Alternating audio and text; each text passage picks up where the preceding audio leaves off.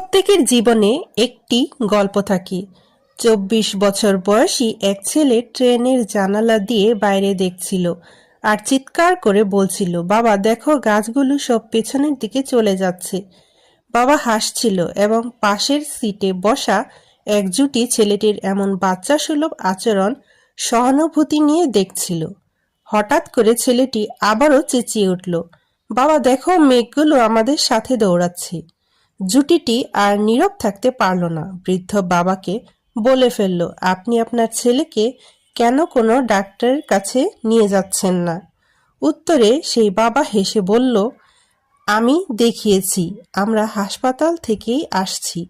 আমার ছেলে জন্ম অন্ধ। আজকেই সে তার চোখের আলো ফিরে পেল। আজকেই সবকিছু দেখতে পারছে। পৃথিবীতে প্রতিটি মানুষেরই একটি গল্প থাকে।